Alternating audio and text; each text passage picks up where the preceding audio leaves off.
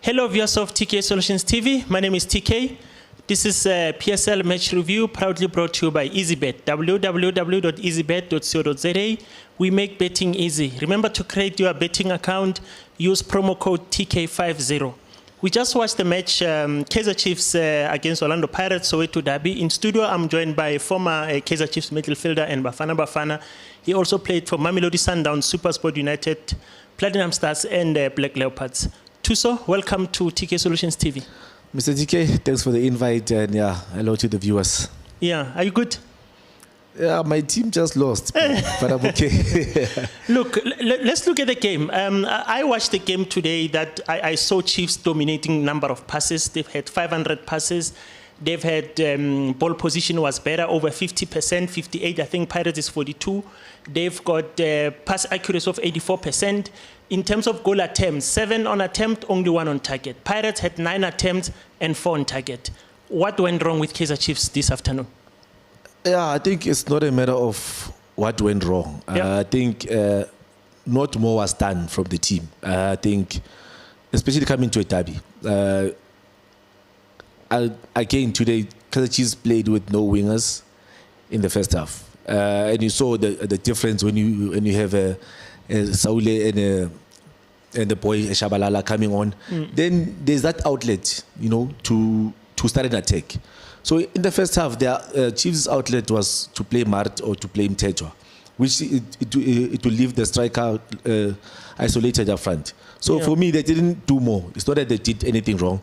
I mean, Paris scored a good goal, a good pass from Tim, and a good cutback from the young boy Shandu, and a good finish. It was a good goal, But you can see Pirates with Lodge there. Lodge is their outlet. So every time they go on an attack, it's via Lodge and it's got players around him, which makes it easier for him. So for Chiefs, every time they return the ball, there was no that penetrative pass because there's no one forward. It's only the striker alone. It's only midfielders who all come to feet for the ball. Like Ngobos. That's why we didn't see much of them first half.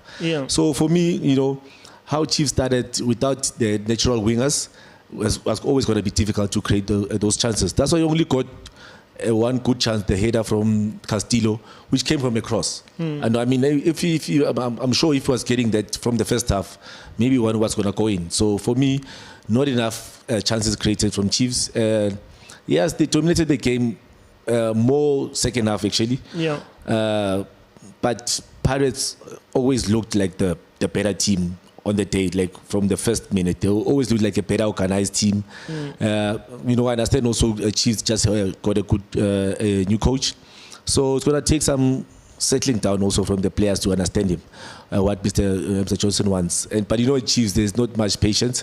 So he doesn't have much time, to get a team ready. I think he must start running now. And very disappointed that Chiefs lost the game because I'm a coach. Look, as we were watching the game, you were having a concern with Kaizer Chiefs midfield. You keep on saying the midfield. What was wrong with that midfield? We saw again the 3-man midfield of Mart, Mtetwa, Castillo, who are more like your 6 and your 8. You said it many times that there's no 10 between these 3. What was the issue? Yeah, for me, Mtetwa and Mart, they're the same kind of midfielders. That's my opinion. One of them must play. I don't think both of them needs to play. Put one midfielder there, either Mtetwa or Mart. You have Castillo in front of him. Then Ngobo will be more effective. So now you had all those 4 midfielders: Ngobo, Castillo, Mart, and Mtetwa. That 4 square players. They are not players who make the run behind defenders. They're not the players who usually take on players from the midfield, that third-man runner. They're not those kind of midfielders. They always want the ball to feed. That's why I say every time Chiefs won the ball, there was no outlet for them to start an attack. So it was difficult. They had to wait. Every time the ball had to go backwards, sideways. That's why there was not much penetration. Only until the second half where you had wingers coming on who were more forward. So I think maybe it's a lesson to maybe the coach, but I'm sure Mr. Johnson knows what he has to do. I'm sure they're going to go back and watch the game and see that Pirates coming to a derby, it's an open game. No team goes to a derby and defends. You know, it's those games that, you know, players, it's the hardest game to play via pressure, but it's the easiest one to shine because it's an open game. No team will defend. It's a derby. It's both big teams. You know, it's a game for you to shine. So that's where players need to, you know, express themselves, you know, and put the hands up, you know, to the fans that, hey, you know, I'm this player that you've been looking for. Like I'm happy for the young boy from Pirates, Mahopa, for getting a goal. You know, I think he hasn't actually found his feet at Pirates, and for him a goal, you know, in a derby, it brings the confidence, and it also it's more competition for Lipasa, you know, especially, you know, we're struggling with number 9s in our country, so it's good for you when you see a local striker getting a goal in such a big game. There's pressure, and so it shows, you know, that the players growing, and it would help the country also with our scoring problems. Yeah, and Kiken Dolly had a very quiet game until they sub him halftime. I think was it the structure, or he's just not recovered? They are rushing him. Yeah, for me, about his injury, I don't know much about it. But he's one of the leaders at Kaizer Chiefs. You know, games like this is where you need the Dollies, you know, to rise up. But for me today, it was always going to be difficult because he's the only out and right winger that was there in that midfield. It was only him and the big striker who would connect. So you only had that only option to find a striker or go backwards. Yeah. We never saw him take one-on-one a defender. You know, I think they were mostly, you know, overloaded. Pirates always had a superior number of players around them. It's that outlet I'm talking about. We'll find Dolly gets the ball. There's still Mtetwa, there's still Ngobo, there's still Mart, who are behind him or in line with him.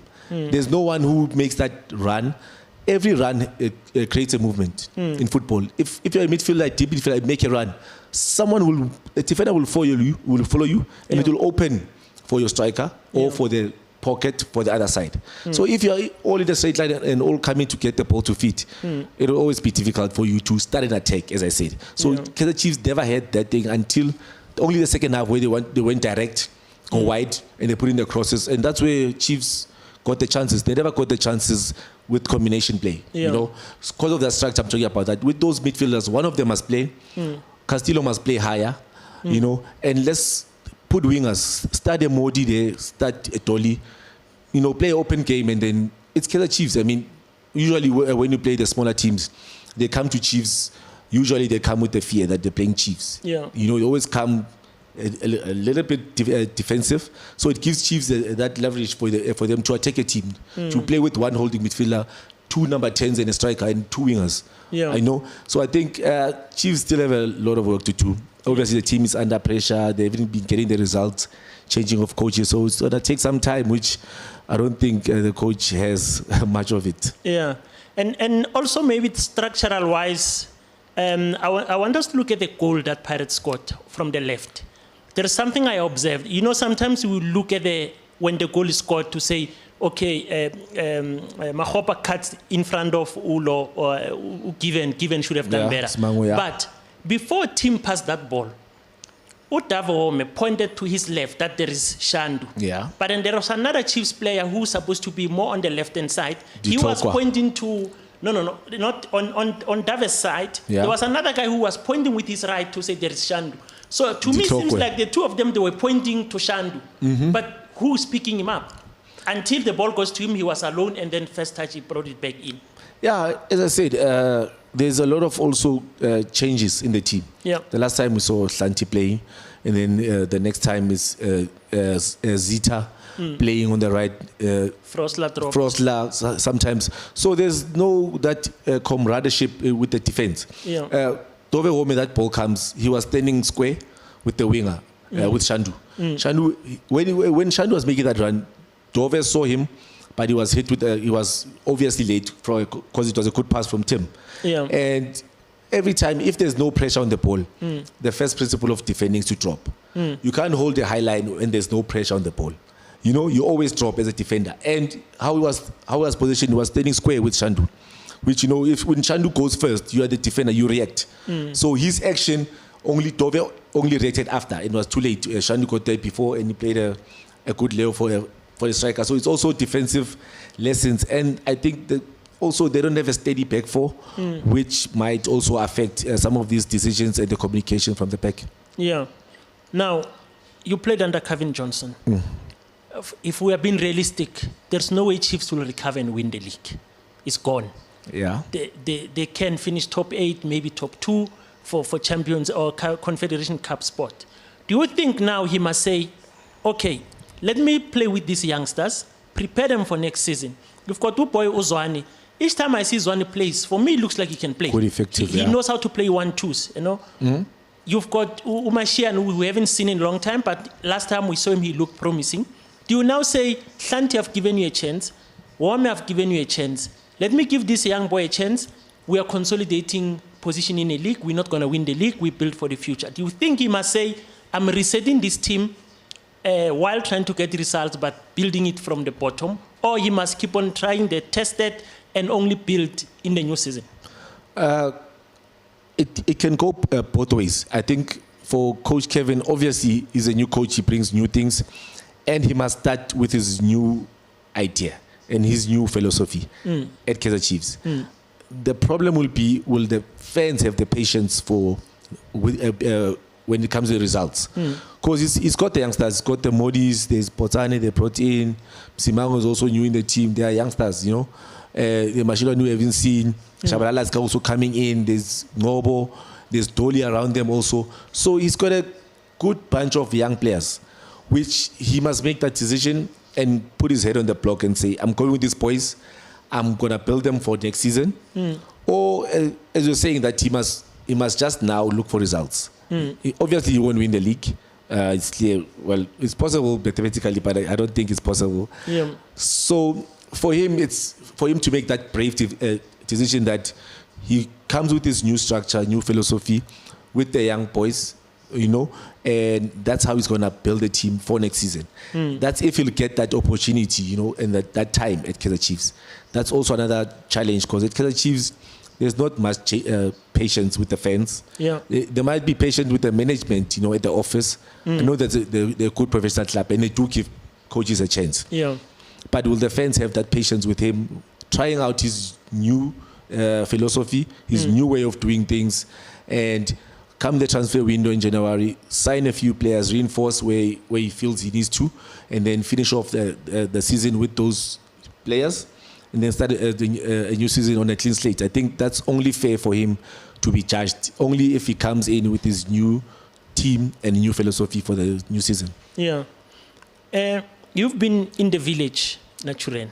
You know Chiefs has got a big support base commercially. Broadcasters want the Chiefs that is doing well. Now, we are not even half season. League gone, MTN gone, Carling Cup gone, Nedbank left. What does it do to a team like Kaizer Chiefs, to players at the village, to supporters in general in the country, when they know the team that everybody or most of the followers in South Africa wants to see doing well? What does it do to players now? A situation like this? Yeah, it's a very sticky situation. It brings more pressure than the pressure that they already have. Playing for Kaizer Chiefs, always pressure.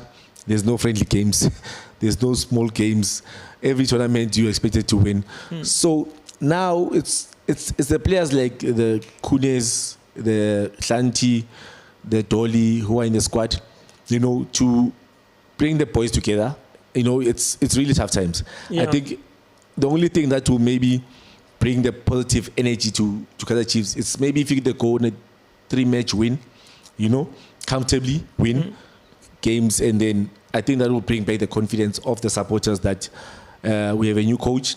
He's starting new things in the team, and it looks like it's working. Because if the results don't come, the supporters are also going to start doubting if is the new coach the right one for the position, you know. So for me, I would wish to see Chiefs getting 3 wins in a row comfortably, you know, so that it builds that momentum, that winning energy in the club. Because you can see now, that's why I say Pirates looked to win the game from the start. You could see which team oozes with confidence when the game starts, you know. And it forced Chiefs to also make those fouls, and you saw Pirates Pirates, I mean, they got 2 early injuries. But if you look at the Pirates bench, you have 5 internationals there on the bench. Yeah. On the bench.